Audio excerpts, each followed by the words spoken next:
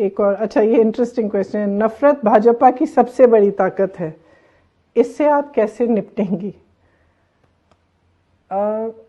नफरत से निपटने का एक ही तरीका है, और ये कोई नया मेरा तरीका नहीं है, मैं नहीं कह रही हूँ, ये हमारे इतिहास में, हमारी संस्कृति में, वेदों में, पुराणों में, उसके बाद बुद्ध भगवान ने भी कहा, गुरु नानक जी ने भी कहा, नफरत का मुकाबला सिर्फ प्रेम कर सकता है।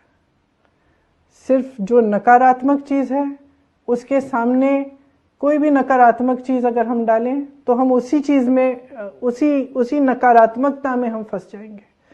नकारात्मक चीज़ों को का मुकाबला सिर्फ सकारात्मक चीज़ें कर सकती हैं। इसलिए जब हमने ये अपनी कैंपेन्स शुरू की, ये लड़की हूँ लड़ सकती हूँ, और आगे आप देखेंगे कि हमारी एक दो और कैंपेन्स भी हैं, सिर्फ सकारात्मक कैंपेन्स हैं। हम नहीं चाहते कि हम किसी भी नकारात्मक बात में पड़ें।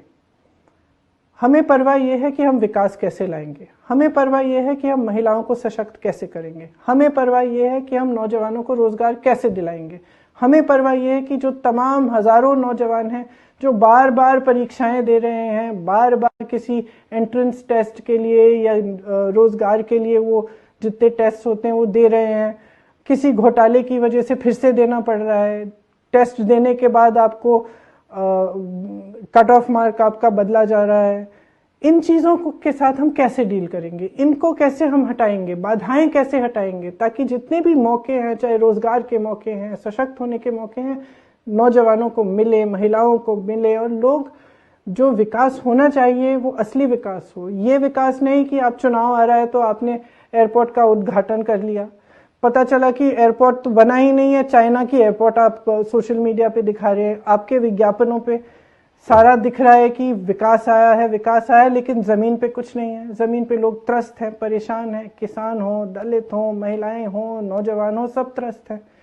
तो जो राजनीति में जो हिंसा लाना चाहते हैं, जो नफरत लाना चाहते हैं, उनका एक मकसद होता है।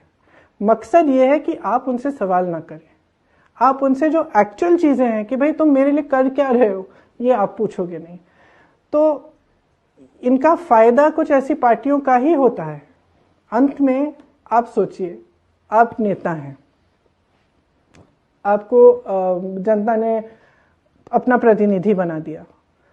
अब आपको मालूम है कि 5 साल बाद जब चुनाव आएगा तो मैं धर्म की बात करूंगा, मैं जाति की बात करूंगा, नफरत की बातें करूंगा, तो वोट मिल जाएगा मुझे। तो आप काम क्यों करेंगे? काम क्यों करेंगे आप काम तभी करेंगे ना जब आपको मालूम है कि 5 साल बाद आपको उस काम पे जवाब देना पड़ेगा, जवाबदेह बनना पड़ेगा। तो मैं समझती हूँ कि जो ये राजनीति में खास तौर से समाज में जो नकारात्मकता, हिंसा फैल रही है, इसका मुकाबला एक्चुअली सकारात्मक राजनीति, प्रेम, करुणा भाव, सबको एक साथ लेकर उन चीज़ों के बारे में हम बात करें जो एक्चुअली हमारे भविष्य को, हमारे जीवन को सुधारें, हमारे समाज को सुधारें, हमारा जो आपसी प्रेम है उसको बढ़ाएं।